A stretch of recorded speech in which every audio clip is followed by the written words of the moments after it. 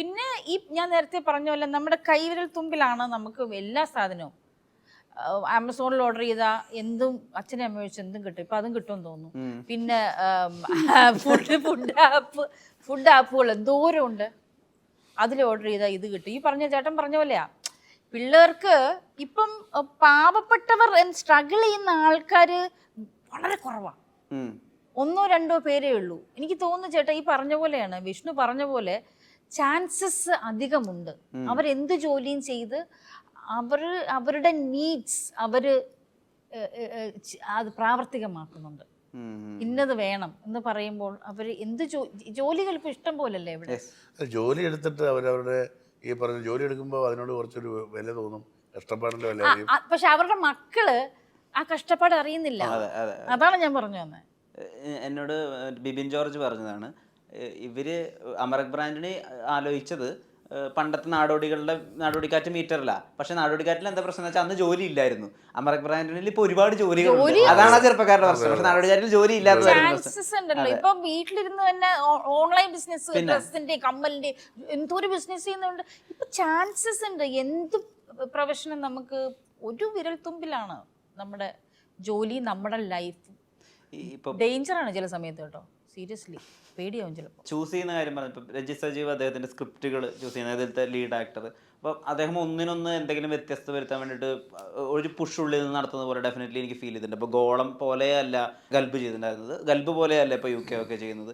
ഒരു ആക്ടർ എന്നുള്ള രീതിയിൽ അദ്ദേഹം എടുക്കുന്ന ചോയ്സ്, അല്ലെങ്കിൽ അദ്ദേഹം പുഷ് ചെയ്യാൻ എടുക്കുന്ന സ്ക്രിപ്റ്റുകളുടെ ഒരു സെലക്ഷൻ, അത് കാണുമ്പോൾ ഒരു കോ ആക്ടർ എന്നുള്ള രീതിയിലും ഒരു ഡയറക്ടർ എന്നുള്ള രീതിയിലും ജോണി ചേട്ടൻ എന്താ തോന്നുന്നത്? ഇത് മെയിനായിട്ടും രഞ്ജിത്ത് സജീവ് ആരാണെന്ന് പൂർണ്ണമായിട്ടും മനസ്സിലാക്കിയിട്ടുള്ളത് രഞ്ജിത്ത് സജീവ് തന്നെ. അതാണ് ഈ ലോകത്തെ ഏറ്റവും വലിയ ഞാൻ എന്നെ മനസ്സിലാക്കുക എന്നുള്ളത്. അപ്പോൾ രഞ്ജിത്ത് സജീവിന് അറിയാം രഞ്ജിത്ത് സജീവിന് എന്തൊക്കെ ചെയ്യാൻ പറ്റും എന്നുള്ള നല്ല ധാരണയാണ്.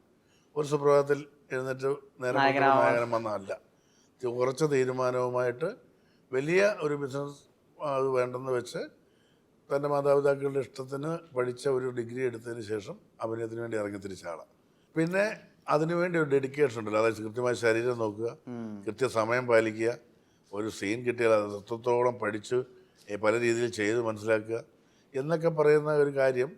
ഒരുപാട് സൗകര്യത്തിൽ നിന്ന് വന്ന ഞാൻ പറഞ്ഞു, സൗകര്യങ്ങൾ ആളുകളെ ചീത്തയാക്കുമെന്ന് പറയുമ്പോഴും സൗകര്യങ്ങൾ നന്നാക്കുന്നുണ്ട്. കാരണം ഇതെല്ലാം എൻ്റെ ഇപ്പം ഈ പറഞ്ഞ മാതാപിതാക്കളായാലും എന്നെ കഷ്ടപ്പെട്ട് വളർത്തി എന്നെ അവർക്ക് ഒരു നമുക്ക് തിരിച്ച് കാണിച്ചു കൊടുക്കുക എന്ന് പറയുന്നൊരു കാര്യമുണ്ട്. ഇപ്പം ഞാൻ സിനിമയ്ക്ക് പോകുമ്പോൾ ലോകത്ത് ആരെങ്കിലും സിനിമയിലോട്ട് പോവോ എന്നുള്ള അത് എൻ്റെ മാതാപിതാക്കൾക്ക് ഉണ്ടാവും. പക്ഷെ ഞാനൊരു സംവിധായകനായപ്പോൾ കാണിച്ചു കൊടുക്കുമ്പോഴാണല്ലോ അവർക്ക് എൻ്റെ മോൻ ഏതാ എന്ന് പറയുന്നൊരു സന്തോഷം ഉണ്ടാകുന്നത്. അപ്പോൾ ആ രീതിയിൽ രഞ്ജിത്ത് ഇപ്പം പ്രൂവ് ചെയ്യപ്പെടുകയാണ്. എനിക്ക് തോന്നുന്നു ഒരുപക്ഷെ പൃഥ്വിരാജും നമ്മുടെ ഉണ്ണി മുകുന്ദനും ഒക്കെ വന്ന പോലെ അവരെ പോലെ തന്നെ ഹാർഡ് വർക്ക് ചെയ്യുന്നുണ്ട്. എനിക്ക് തോന്നുന്നു അവരെ ആളുകൾ തുടക്കകാലത്ത് അവരൊക്കെ സ്വീകരിച്ചല്ലോ. ഒരു കുറേ കാലം എടുത്തു, ടൈം എടുത്തു. പക്ഷെ അത്രയും സമയം എടുക്കുകയില്ലായിരിക്കും രഞ്ജിത്തിന്റെ കാര്യത്തിൽ എനിക്ക് തോന്നുന്നു. കാരണം പെട്ടെന്ന് കാര്യങ്ങൾ മനസ്സിലാക്കുന്നുണ്ട്. പിന്നെ ഫൈറ്റും ഡാൻസും ഒക്കെ നന്നായിട്ട് ചെയ്യുന്നുണ്ട്. ഫൈറ്റും ഡാൻസും ഞാൻ ഈ ടൈമിങ്ങിന്റെ ഒരു കാര്യമാണല്ലോ. പിന്നെ ഈ പറഞ്ഞല്ലോ ഇപ്പം ജീവിതാനുഭവമുള്ള കുറച്ച് കഥാപാത്രങ്ങൾ ചെയ്യുന്നുണ്ട്, പുതിയ പുതിയ ആളുകളുമായിട്ട് മിങ്കിളാകുന്നുണ്ട്. പിന്നെ ഉള്ളിൽ ആ ഫയറും ഉള്ളത് കൊണ്ട് തീർച്ചയായിട്ടും വളരെ പ്രോമിസിങ് ആയിട്ടുള്ള ഒരു ഹീറോ ആയിരിക്കും. ഞാൻ തുറന്നു പറയാം, നല്ല പെരുമാറ്റമായിരുന്നു. ഞാനിതൊന്നും ഒരാളെ സൂചിപ്പിക്കാൻ വേണ്ടി പറയുന്നൊന്നുമല്ല. നല്ല പെരുമാറ്റമുള്ള നല്ല പയ്യനായിരുന്നു മഞ്ജുവിനൊക്കെ. നമുക്കൊക്കെ ഒറ്റ നോട്ടത്തിൽ ഒരാളെ കാണുമ്പോൾ തിരിച്ചറിയാമെന്നാണ് നമ്മുടെ വിശ്വാസം. അത് 100% ശരി, നമ്മളെ തെറ്റിച്ചിട്ടുണ്ട് കേട്ടോ. പക്ഷെ ഒരിക്കലും തെറ്റിക്കുകയില്ല എന്ന് നമുക്ക് തോന്നിയിട്ടുള്ള ഒരു വ്യക്തിയാണ് രഞ്ജിത്ത് സജീവ്.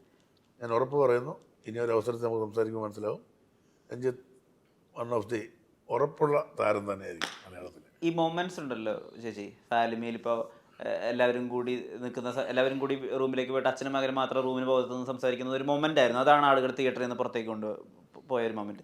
അല്ലെങ്കിൽ ഇപ്പോൾ ഹോം എടുത്ത് നോക്കുകയാണെങ്കിൽ പട്ടിയ എന്ന് പറഞ്ഞ് ഓടിക്കുന്ന ഇന്ദ്രൻസിന്റെ ഒരു മൊമെന്റ് ഉണ്ട്. അതുപോലെ കൊണ്ടുപോകാൻ പറ്റാവുന്ന മൊമെന്റുകൾ UK-യിലുണ്ടോ? അത് ഇവരോട് ചോദിക്കുന്നതായിരിക്കും നല്ലത്. കാരണം ഇവരാണ് ഏറ്റവും കൂടുതൽ ഉള്ളത് സിനിമയിൽ. ഏറ്റവും ഫസ്റ്റ് ടു ലാസ്റ്റ് അച്ഛനും മകനും തന്നെയാണ്.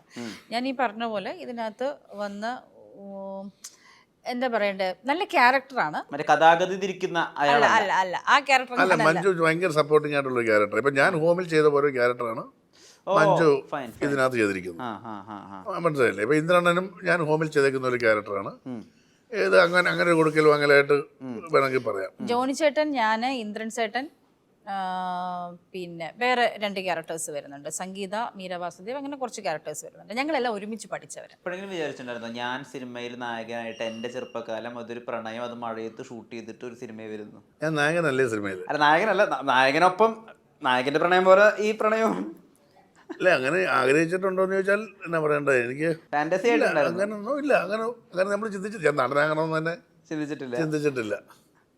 പിന്നെ ഇതൊക്കെ സംഭവിച്ചു.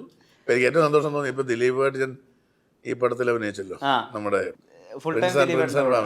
പണ്ട് ഞാൻ ഇങ്ങനെ ഇപ്പം ദിലീപിൻ്റെ കൂടെ എത്രയോ പടങ്ങൾ എൻ്റെ സിനിമകളിൽ തന്നെ, അനീഫ്ക, അശോകേട്ടൻ, സെലിംകുമാർ, അല്ല അവരൊക്കെ ഈ കൂടെ ദിലീപിനോട് അഭിനയിച്ചപ്പോൾ അന്ന് അതിൻ്റെ പിന്നാമ്പുറത്തൊരാളാണ് ഞാൻ. ഞാനൊരിക്കലും ചിന്തിച്ചിട്ടില്ല പിന്നീട് എനിക്കിങ്ങനെ ഒരു കൂട്ടുകാരനായിട്ട് ചെയ്യേണ്ടി വരുമെന്ന്. അപ്പോൾ അത് ഞാൻ എൻജോയ്, ഞാനിങ്ങനെ ഓർക്കും ഓരോ എന്താ പറയുക ഓരോ നടത്തിപ്പോയി. എപ്പോഴെങ്കിലും ആലോചിച്ചിട്ടുണ്ടോ എന്തുകൊണ്ടാണ് CID മ്യൂസിക് ശേഷം അതുപോലൊരു സ്ലാപ്സ്റ്റിക് സിനിമ, അത്രയും ഒരിക്കലും നടക്കാത്ത സംഭവങ്ങളെ വെച്ച് എന്നാൽ അത് തമാശയാണ്, അങ്ങനെ ഒരു സിനിമ സംഭവിക്കാത്തെന്ന് ആലോചിച്ചിട്ടുണ്ടോ?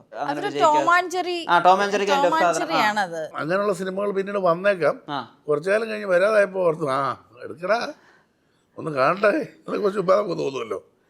വലിയ പാടാവും. ഞാൻ അതൊക്കെ വൺസ് സംഭവിക്കുന്ന കാര്യങ്ങളാണ് ഞാൻ പറയുന്നത്. ഞാൻ എൻ്റെ മേക്കറായതുകൊണ്ട് പറയുകയാണ്, അതുപോലത്തെ പെർഫെക്ഷന് നമ്മൾ പറയില്ല സിനിമ ഉണ്ടാകുന്നതാണ്. ഇത് അമയാണ്, എല്ലാവരും കൂടെ കൂടിയിട്ട് അതൊരു ദൈവാനുഗ്രഹം. അങ്ങനെ അമഞ്ഞ കുറേ സിനിമകൾ മലയാളത്തിലുണ്ട്. അതിൽ പ്രഥമ സ്ഥാനം കൊടുക്കാവുന്ന സിനിമയാണ്. കാരണം ഡോഗ്, മൂസ, അതിൻ്റെ ഒരു ഡിഫിക്കൽട്ട് ഒരുപാട് വശങ്ങളുണ്ട്. ചെയ്ത കാര്യങ്ങളെ ഒന്ന് ആലോചിച്ച് നോക്ക്. ഈ ഭൂമി കുലുക്കം എന്ന് പറഞ്ഞ് ഇതാക്കിയിട്ടേ അമ്പിടിച്ചിട്ട് ഇറങ്ങി ഓടുമ്പോ ബിന്ദു ചേച്ചി ആ മിക്സി എടുത്തില്ല എന്ന് പറഞ്ഞു. അത് നമ്മൾ ചിന്തിക്കാൻ പറ്റുന്ന കാര്യം. നമ്മളൊക്കെ ജീവനം കൊണ്ട് പോകത്തില്ലേ ഇപ്പൊ എങ്ങനെയാണ്, പക്ഷെ അത് സിനിമയിൽ മാത്രമേ അങ്ങനെ അവതരിപ്പിക്കാൻ പറ്റുള്ളൂ. അതുപോലെ മീശ പോയിരിക്കും പറയല്ലേ, നിങ്ങള് മീശ മുഴുവൻ പഠിച്ചിട്ട് താട്ട് വന്നാ പറയുന്നത് നമ്മളെ അത് ശരിക്കും അതൊരു സിനിമയ്ക്ക് വേണ്ടി ഉണ്ടാക്കുന്ന ഇന്നാണെന്നുണ്ടെങ്കിൽ റിവ്യൂ പറയുന്നവർ അവരെ വലിച്ചു കീറിയനെ.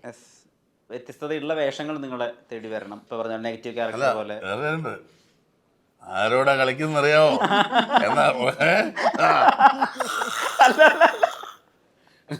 വിഷ്ണു പേരേ ഉള്ളൂ. കംസനാണ് അവൻ, കംസൻ. വിഷ്ണു അല്ലേ? വിഷ്ണു അല്ലേ? നേരത്തെ പറഞ്ഞ പോലെ ഈ സിനിമയിലെ കഥാഗതി മാറ്റുന്ന വേഷങ്ങൾ, അച്ഛവേഷങ്ങളുടെ ഒക്കെ അപ്പുറത്ത് ആഗ്രഹമുള്ള വേഷങ്ങൾ കൂടി നിങ്ങളിലേക്ക് തേടി എത്തണം. ഇപ്പം നിങ്ങൾ വേറൊരു സ്പേസിലേക്ക് മാറിയിട്ട് നിങ്ങളുടെ ഈ അച്ഛനമ്മയിലേക്ക് വരാൻ വേണ്ടി കൊതിക്കുന്ന വേറൊരു സെറ്റ് ഓഫ് ആൾക്കാരുണ്ട്. സമ്മതിക്കില്ലേ? പിന്നെ വിഷ്ണു നിനക്ക് ഒരു കോംപ്ലിമെന്റ് ഉണ്ട് മോനെ, അറിയോ? ഞാൻ അധികം കാണാറില്ല. ഇപ്പൊ ജഗദീഷ് എന്നോട് ചോദിച്ചിട്ടില്ല, ഞാൻ 1-2 കണ്ടിട്ടുണ്ട്. അപ്പൊ കറക്റ്റ് ചോദ്യങ്ങളാണ് ചോദിക്കുന്നത്.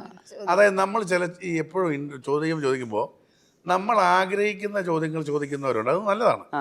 പക്ഷെ ശരിയായിരുന്നല്ലേ, നമ്മൾ വിട്ടുപോയതാണല്ലോ ഈ ചോദ്യം എന്ന് വിചാരിക്കുന്ന ചില ചോദ്യങ്ങളും ചോദിക്കാറുണ്ട്. നല്ലതാണ്, അത് നിലനിൽക്കട്ടെ.